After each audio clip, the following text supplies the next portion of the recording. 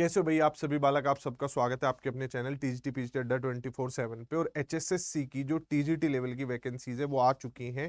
इसकी जो important date है कि ये आई 21 तारीख में फॉर्म भरने शुरू हो रहे हैं 23 तारीख से, और लास्ट डेट जो है 15 तारीख है। 15 तारीख एक मायने में और इम्पोर्टेंट है, मैं आप लोगों को बता दूं, क्योंकि यही आपकी कोई भी क्वालिफिकेशन पाने की लास्ट डेट है। आप ये नहीं कह सकते कि मेरा तो किसी चीज का रिजल्ट 16/3 में आया है तो क्या मैं एलिजिबल हूं, नहीं हूं। इस तारीख तक आपके पास वो क्वालिफिकेशन आ जानी चाहिए।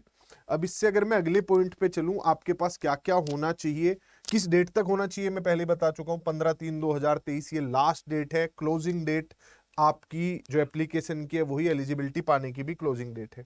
इसके बाद क्या क्या चाहिए होगा, हर कोई भी सब्जेक्ट में आप भर रहे हो, कोई भी सब्जेक्ट का आपका एग्जाम हो, तो आपको हिंदी या संस्कृत में से कोई एक होना चाहिए आपके पास 10वीं में। ठीक, जो मेट्रिकुलेशन और हायर वाला जो चीज है उसमें हिंदी या संस्कृत कोई भी एक चीज होनी चाहिए।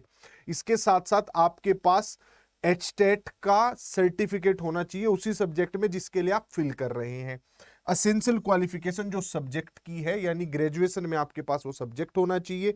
और एज ए टीचिंग सब्जेक्ट वो सब्जेक्ट आपके पास रहा भी। मैं उदाहरण लेता हूं, जैसे आप टीजीटी संस्कृत का फॉर्म फिल कर रहे हैं तो आपके पास संस्कृत एचटेट में पास होना चाहिए, ग्रेजुएशन में संस्कृत होना चाहिए, और जो भी आपने डिप्लोमा या डिग्री की हुई है, बीएड बीटी, अच्छा सारे अलाउड है, कोई भी डिप्लोमा कोई भी डिग्री सब चीज अलाउड है, BTC JBT DEd DElEd BElEd सब कुछ अलाउड है।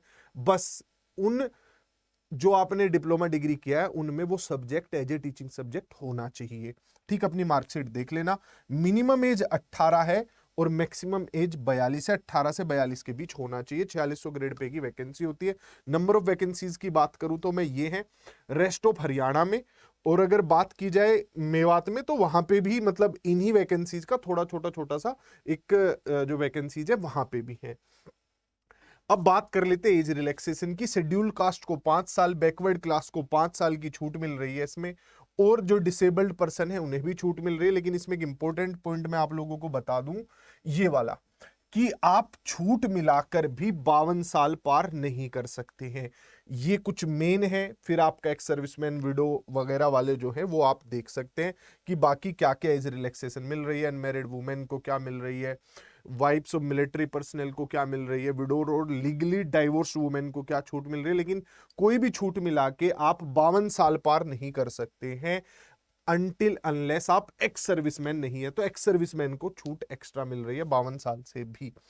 तो ये कुछ मेन पॉइंट थे हमारे। इसके अलावा ये सारी जो चीजें नॉर्मल चीजें जो अभी तक मैंने आपको बताई वही वही वाले सारे पॉइंट है, अलग कुछ भी नहीं है। एज को लेकर ही है कि एक्स सर्विसमैन वगैरह को क्या होगी। अब आप देखिए, जो आपका एग्जाम होगा वो ऑफलाइन मोड में होगा, और इसमें 100 क्वेश्चन आने वाले हैं। 100 क्वेश्चन आने वाले हैं, और आपको 5 मिनट एक्स्ट्रा दी जाएगी। ये जो 5 मिनट्स लिखा हुआ है ये एक्स्ट्रा दी जाएंगी ओएमआर सीट फिल करने के लिए। आप कोई भी जो भी आप आंसर दे रहे हैं, कोई भी आप अनअटेम्प्टेड नहीं छोड़ सकते। बिना अटेम्प्ट किए अगर आप कोई क्वेश्चन छोड़ते हैं तो नेगेटिव मार्किंग होगी। नॉर्मली नेगेटिव मार्किंग नहीं है, लेकिन अगर आप कोई क्वेश्चन अनअटेम्प्टेड छोड़ते हैं तब नेगेटिव मार्किंग है। तो 5 मिनट दे रहे हैं, आराम से भर लेना। ये थी सारी जानकारी।